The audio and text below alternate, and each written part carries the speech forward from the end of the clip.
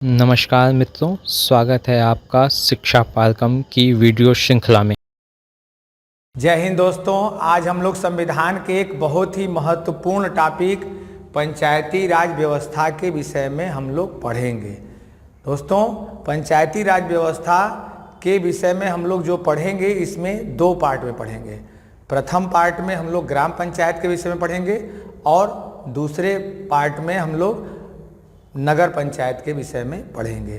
तो आइए हम लोग पंचायती राज व्यवस्था के अंतर्गत ग्राम पंचायतों के विषय में मिलकर के चर्चा करते हैं। पंचायती राज व्यवस्था इसे स्थानीय स्वशासन भी कहते हैं। पंचायती राज व्यवस्था को क्या कहते हैं? स्थानीय स्वशासन।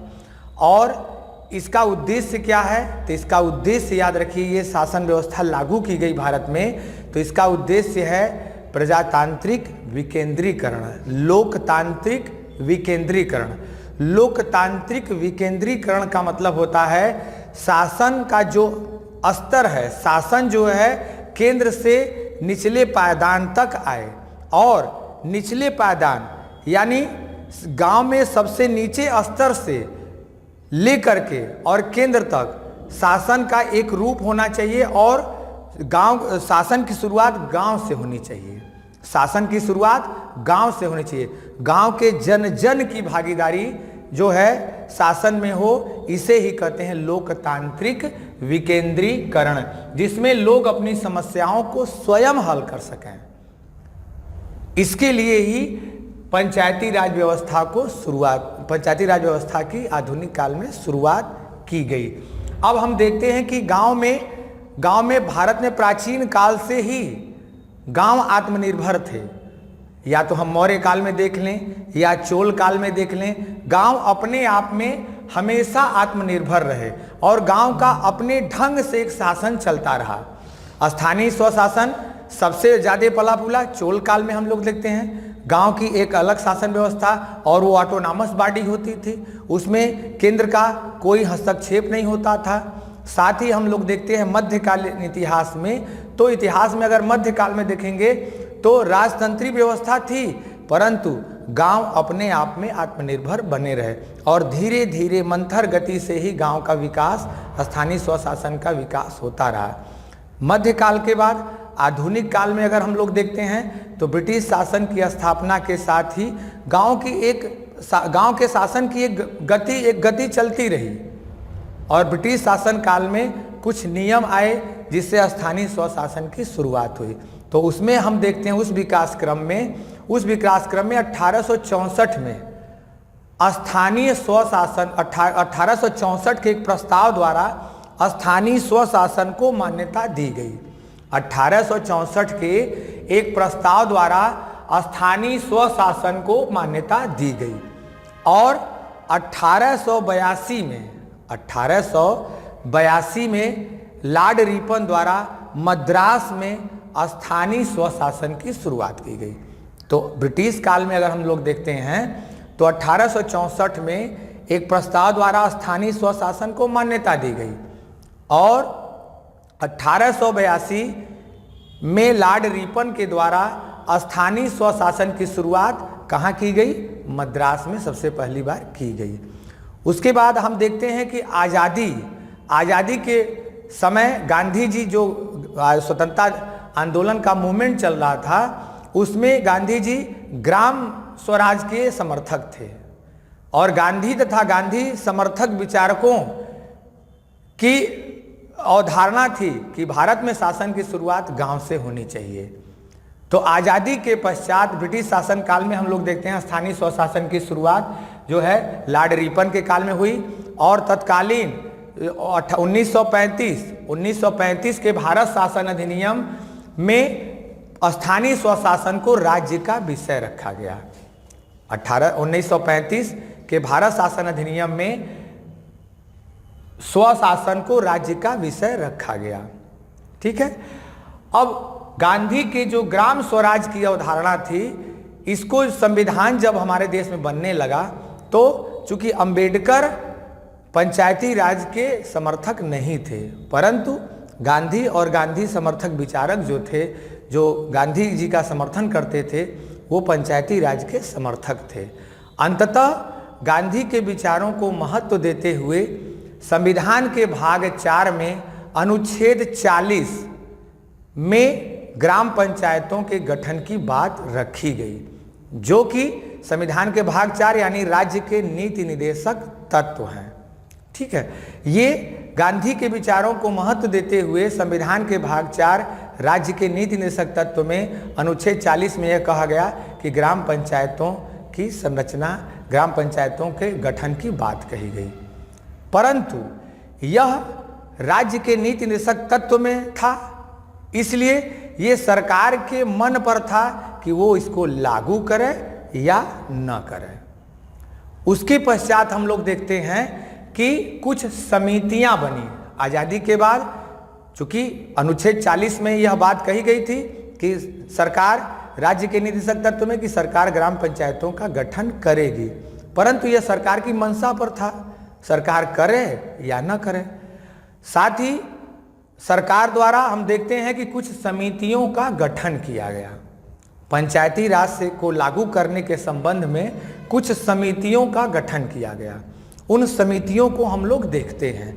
उन समितियों को देखते हैं तो पहली जो पंचायती राज से संबंधित समिति थी वह थी बलवंत राय मेहता समिति। इसका गठन कब हुआ था? तो इसका गठन हुआ था 1957 में। बलवंत राय मेहता 1957 में इसका गठन हुआ और इन्होंने भारत में त्रिस्तरीय पंचायती राज व्यवस्था की वकालत की। इन्होंने जो सिफारिश दिया, इन्होंने कहा कि भारत में त्रिस्तरीय पंचायती राज व्यवस्था लागू हो। त्रिस्तरीय का मतलब है कि ग्राम स्तर पर, ओके, फिर क्षेत्र स्तर पर और जिला स्तर पर, ये 3 कैटेगरी में बांट करके इन्होंने सिफारिश की कि भारत में त्रिस्तरीय पंचायती राज व्यवस्था लागू हो। तो बलवंत राय मेहता समिति का गठन कब किया गया? 1957। इसे ग्रामोद्धार समिति भी कहते हैं। बलवंत राय मेहता समिति को ग्रामोद्धार समिति भी नाम दिया गया था। गठन कब हुआ? 1957 में। इन्होंने सिफारिश क्या की? त्रिस्तरीय पंचायती राज व्यवस्था, ग्राम पंचायत, क्षेत्र पंचायत और जिला पंचायत, ग्राम पंचायत, क्षेत्र पंचायत और जिला पंचायत। और इसी समिति जब 57 में इन्होंने रिपोर्ट दिया, तब तत्कालीन प्रधानमंत्री पंडित जवाहरलाल नेहरू ने 2 अक्टूबर 1959 को इस समिति के सिफारिश पर तत्कालीन प्राइम मिनिस्टर पंडित जवाहरलाल नेहरू ने 2 अक्टूबर 1959 को राजस्थान के नागौर जिले में पंचायती राज की शुरुआत की। ठीक है, 2 अक्टूबर 1959 को पंचायती राज की शुरुआत राजस्थान के नागौर में हुई। तो पहला पंचायती राज लागू कहाँ हुआ? राजस्थान में। उसके पश्चात दूसरा राज्य कौन था जहां पंचायती राज लागू हुआ? तो वो था आंध्र प्रदेश। इसके बाद क्रमशः जो है अन्य कई राज्यों में जो है लागू हुआ। ओके, अब हम देखते हैं बलवंत राय मेहता समिति के बाद राजस्थान के नागौर में पंचायती राज व्यवस्था लागू हो गई, परंतु ये राज्यों पर छोड़ दिया गया, इसमें राज्य लागू करें या न करें। फिर दूसरी समिति, जनता पार्टी के सरकार में दूसरी समिति अशोक मेहता समिति का गठन किया गया 1977 में, 20 साल बाद। 1957 में बलवंत राय मेहता समिति का गठन, उसके 20 साल बाद जनता पार्टी के शासनकाल में 1977 में अशोक मेहता समिति का गठन किया गया। अशोक मेहता समिति ने बलवंत राय मेहता समिति की जो सिफारिश थी उसके विपरीत में इन्होंने सिफारिश की कि शासन 2 स्तरीय हो, एक ग्राम पंचायत और दूसरा जिला पंचायत। ग्राम स्तर पर शासन लागू हो, यानी पंचायती राज व्यवस्था 2 स्तर पर। जहां बलवंत राय मेहता ने त्रिस्तरीय पंचायती राज व्यवस्था लागू की थी, वहीं पर अशोक मेहता ने कहा कि नहीं, पंचायती राज 2 स्तर पर लागू हो। पंचायती राज कितने स्तर पर? 2 स्तर पर लागू हो, एक ग्राम स्तर पर और दूसरा जिला स्तर पर। जो क्षेत्र पंचायत समिति थी उसको उन्होंने नकार दिया।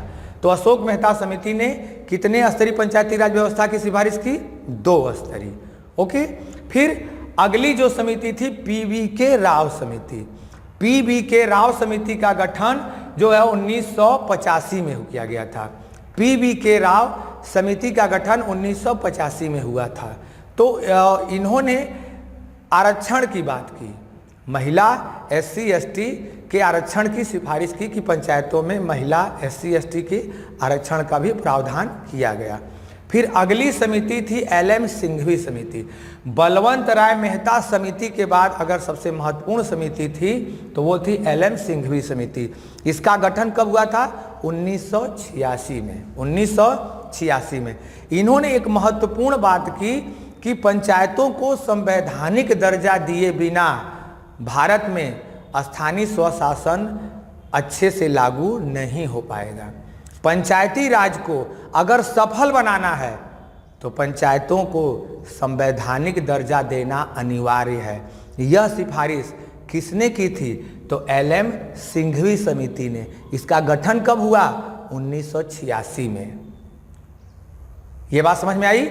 LM सिंघवी ने पहली बार जिस समिति का गठन 1986 में किया गया, उन्होंने पहली बार कहा कि पंचायतों को संवैधानिक दर्जा देना अनिवार्य है। संविधान में बाकायदा इनका वर्णन होना चाहिए।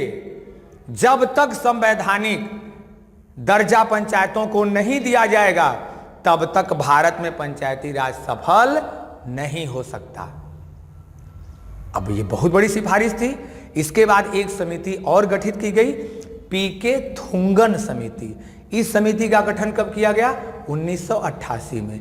इन्होंने भी जो है मिले जुले रूप में कहा कि नहीं, पंचायतों को संवैधानिक दर्जा देना चाहिए। ठीक है, तो हम लोग ये समितियां बहुत महत्वपूर्ण है परीक्षा की दृष्टि से। हम लोग इन समितियों के विषय में चर्चा कर लेते हैं, फिर से एक बार याद कर लेते हैं। तो बलवंत राय मेहता 1957 में त्रिस्तरीय पंचायत की सिफारिश, इसे ग्रामोद्धार समिति भी कहते हैं। दूसरी समिति अशोक मेहता 1977 में, इन्होंने 2 स्तरीय पंचायती राज की सिफारिश की।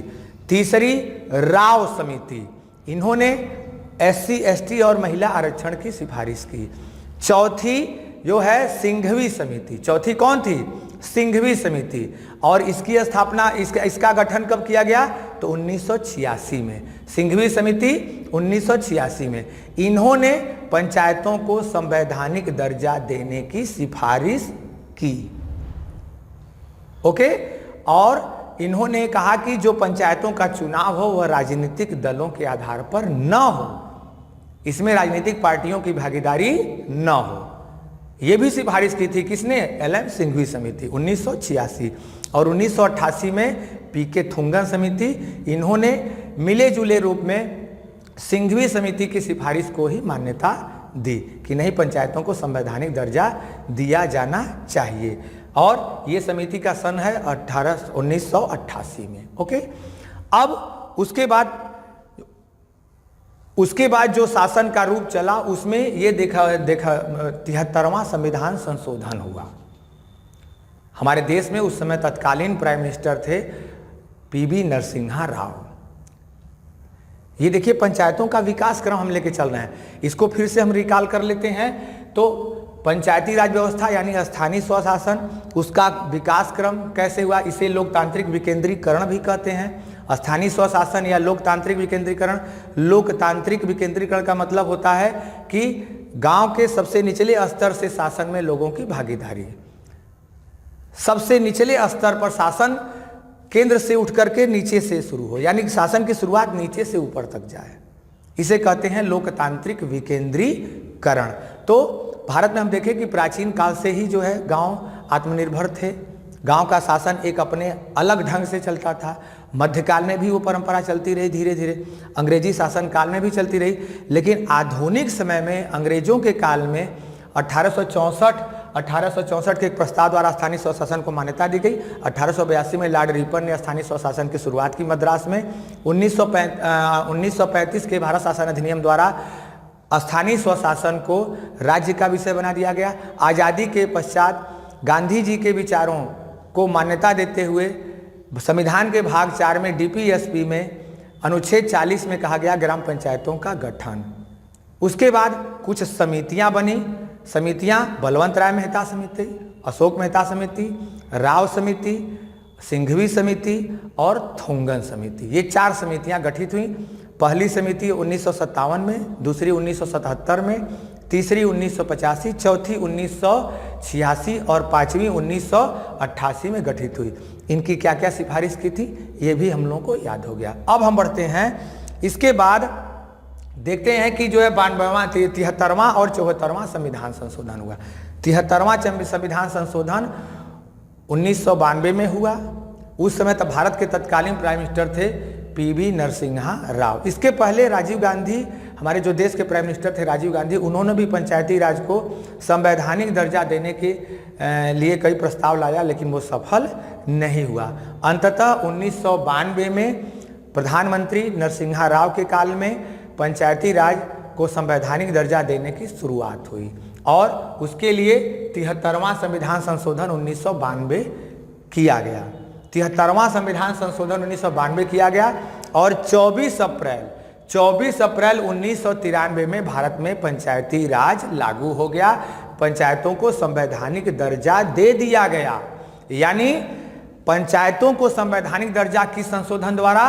तो ग्राम पंचायतों को संवैधानिक दर्जा 73वें संविधान संशोधन द्वारा 1992 के अधिनियम लागू कब हुआ?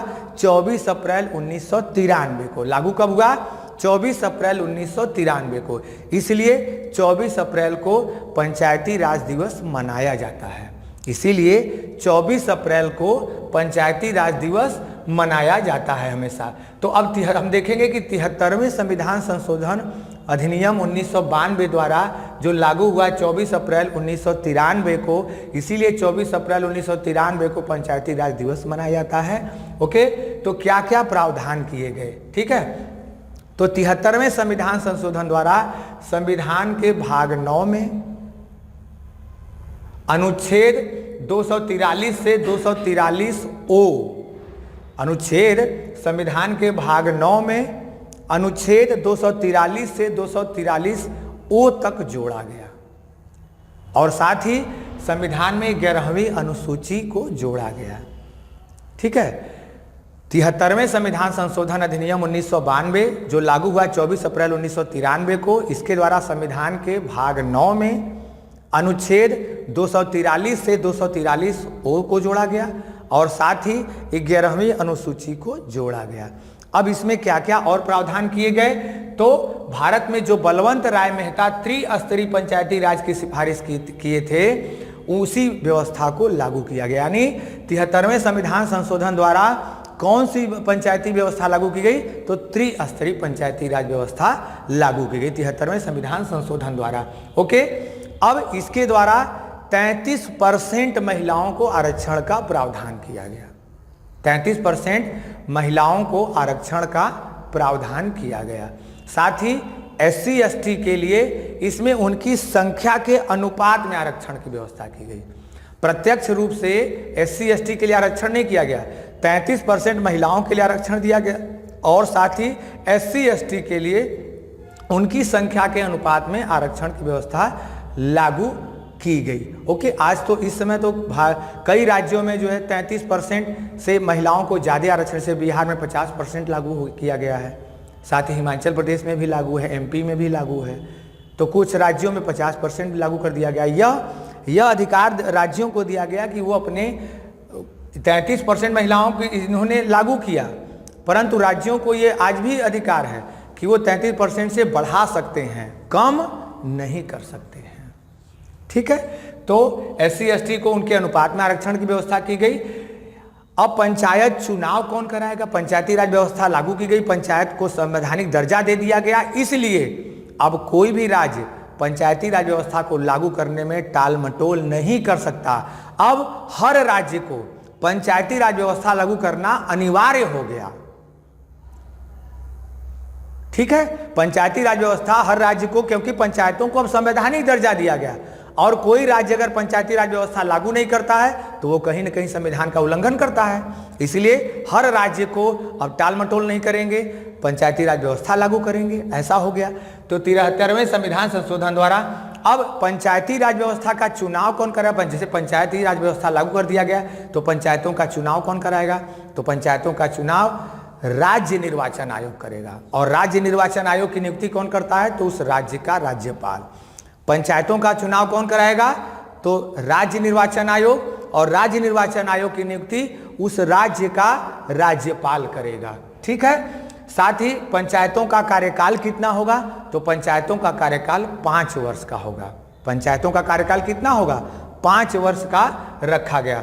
और अगर कहीं पंचायतों का विघटन होता है तो 6 माह के अंदर चुनाव करना अनिवार्य है। पंचायतों का अगर विघटन होने पर कहीं भी 6 माह के अंदर चुनाव कराना अनिवार्य है। तो पंचायती राज व्यवस्था के अंतर्गत पंचायतों का चुनाव कौन कराता है, राज्य निर्वाचन आयोग। राज्य निर्वाचन आयोग की नियुक्ति कौन करता है, उस राज्य का राज्यपाल। और अगर कहीं विघटन होता है पंचायतों का तो 6 माह के अंदर चुनाव कराना अनिवार्य है और पंचायतों का कार्यकाल 5 वर्ष रखा गया। पंचायत चुनाव लड़ने के लिए न्यूनतम आयु कितनी रखी गई, तो पंचायत चुनाव लड़ने के लिए न्यूनतम आयु 21 वर्ष। जैसे हम लोग पिछले वीडियो में पढ़ा था कि लोकसभा का अगर चुनाव लड़ना है तो कम से कम 25 वर्ष, राज्यसभा का चुनाव लड़ना है तो कम से कम 30 वर्ष, राष्ट्रपति बनना है तो कम से कम 35 वर्ष का होना चाहिए, और राज्यपाल बनना है तो 35 वर्ष। ये तमाम चीज़ों को हमने पढ़ा। यहाँ पर अगर पंचायत चुनाव आपको लड़ना है तो कम से कम कितना उम्र होना चाहिए, तो 21 वर्ष होना चाहिए। साथ ही जहाँ पर पंचायत, जिस राज्य में पंचायती राज व्यवस्था लागू होगी वहाँ का राज्यपाल हर 5 साल में एक वित्त आयोग का गठन करेगा, राज्य वित्त आयोग का। जहाँ जहाँ पंचायती, जिस राज्य में पंचायती राज व्यवस्था लागू होगी तो राज्यपाल हर 5 वर्ष में एक वित्त आयोग, राज्य वित्त आयोग का गठन करेगा जो पंचायतों को वित्त की सिफारिश करेगा। ठीक है। तो ये 73वें संविधान संशोधन द्वारा ये प्रावधान किए गए और आज भारत में लगभग सभी राज्यों में पंचायती राज व्यवस्था, कुछ अपवाद छोड़ करके सभी राज्यों में त्रिस्तरीय पंचायती राज व्यवस्था लागू हो गई। अब हम पंचायतों की संरचना के विषय में देख लेते हैं कि हमने देखा पंचायती राज व्यवस्था के अंतर्गत कैसे उसका विकास हुआ, उसके बाद किस समितियों की सिफारिश पर 73वां संविधान कौन कौन समितियां बनी, उसके पश्चात हम लोग देखें कि 73वां संविधान संशोधन द्वारा कैसे पंचायती राज लागू हुआ, पंचायत का कौन सा स्तर लागू हुआ है, तो त्रिस्तरीय पंचायती राज लागू हुआ। अब उसके बाद पंचायतों की हम लोग संरचना देख लेते हैं। तो बलवंत राय मेहता ने जो त्रिस्तरीय पंचायती राज की सिफारिश की थी उसी को लागू किया गया। और इस समय जो लोकतांत्रिक विकेंद्रीकरण के अंदर पंचायती राज व्यवस्था लागू है, स्थानीय स्वशासन लागू है, उसमें 3 स्तर हैं। 3 स्तर कौन कौन है, तो पहला ग्राम पंचायत, दूसरा पंचायत समिति या क्षेत्र पंचायत समिति, और तीसरा जिला पंचायत। तीसरा है जिला परिषद या जिला पंचायत समिति। तो गांव स्तर पर ग्राम पंचायत, क्षेत्र स्तर पर क्षेत्र पंचायत समिति और जिला स्तर पर जिला पंचायत समिति, ये 3 स्तर हैं। तो यहाँ पर ग्राम पंचायत का प्रमुख प्रधान कौन होता है, तो प्रधान, कहीं कहीं मुखिया कहते हैं, कहीं कहीं प्रधान कहते हैं, ग्राम प्रधान। कुछ राज्यों में ग्राम प्रधान कहते हैं, कुछ राज्यों में मुखिया कहते हैं, कुछ राज्यों में सरपंच कहते हैं, तमाम अलग अलग नाम है। तो उत्तर प्रदेश में देखेंगे तो ग्राम प्रधान कहा जाता है। उसके साथ ही पंचायत समिति में का प्रमुख कौन होता है, तो हम उत्तर प्रदेश में उसे ब्लॉक प्रमुख कहते हैं, प्रमुख या ब्लॉक प्रमुख। और जिला परिषद या जिला पंचायत समिति का अध्यक्ष कहलाता है, जो प्रमुख होता है उसे अध्यक्ष कहते हैं। ठीक। अब हम देखते हैं कि ग्राम पंचायत समिति, ग्राम प्रधान का चुनाव प्रत्यक्ष रूप से होता है। गांव स्तर पर एक चीज ये भी ध्यान रखिएगा, एक होता है ग्राम सभा और दूसरा ग्राम पंचायत। ग्राम पंचायत, अब हम इसको भी क्लियर कर लेते हैं। ग्राम सभा जो होती है इसमें 18 वर्ष से ऊपर के सभी जो ग्राम सभा में मतदाता होते हैं वो सारे आते हैं। यानी ग्राम सभा में 18 वर्ष से ग्राम की जो वोटर लिस्ट होती है उसमें जितने मतदाता हैं वो सब ग्राम सभा में आते हैं। और ग्राम पंचायत वो मतदाता जिस प्रधान और मेंबर का चुनाव करते हैं वो तो प्रधान और उसके मेंबर, प्रधान, ग्राम प्रधान और उसके जो मेंबर होते हैं वो ग्राम पंचायत में आते हैं। और 18 वर्ष से ऊपर के जो गांव के सभी मतदाता जो वोटर लिस्ट में शामिल हैं वो ग्राम सभा में आते हैं। तो ग्राम प्रधान या ग्राम पंचायत का कार्य क्या होता है, गांव स्तर पर योजनाओं को बनाना और सरकार द्वारा आई योजनाओं को क्रियान्वयन करना। जो गांव स्तर पर योजनाएं बनाते हैं इसमें ग्राम सभा की बैठक करते हैं और उसके बाद योजनाओं को बनाया जाता है और इन योजनाओं को यहाँ भेजा जाता है पंचायत समिति के पश्चात, और ये इसको जो है यहाँ जिला पंचायत समिति से पास होती है और योजनाओं को गांव तक जो है क्रियान्वित किया जाता है। यह मीडिएटर का कार्य करता है। यह जो योजना ग्राम सभा स्तर पर बनती है, ये वार्षिक योजनाओं पर विचार विमर्श करता है और यहाँ की सिफारिश करता है और यह पास करके इन योजनाओं को यहाँ लागू करता है, साथ ही समन्वय और पर्यवेक्षण करता है। तो ये इस तरह से पंचायतों की संरचना होती है।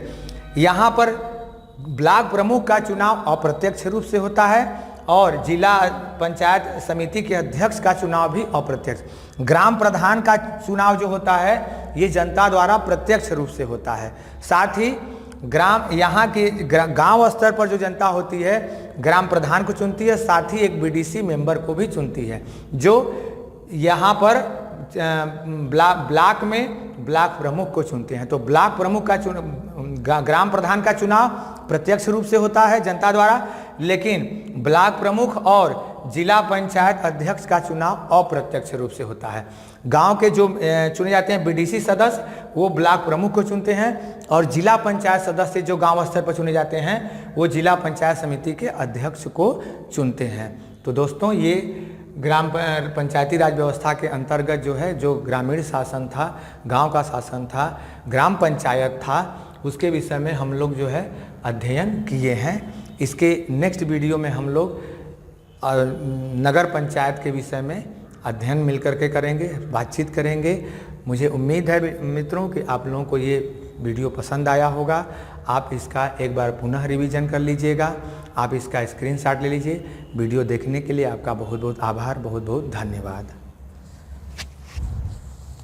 नमस्कार मित्रों, आप इस वीडियो को अधिक से अधिक लाइक और शेयर करें, अपनी राय कमेंट करके बताएं। इस तरह की और जानकारी के लिए हमारे टेलीग्राम व यूट्यूब चैनल शिक्षा फाल्कम को सब्सक्राइब करें, साथ ही बेल आइकन दबाएं, जिससे हमारी वीडियो की नोटिफिकेशन आपको सबसे पहले मिले। धन्यवाद।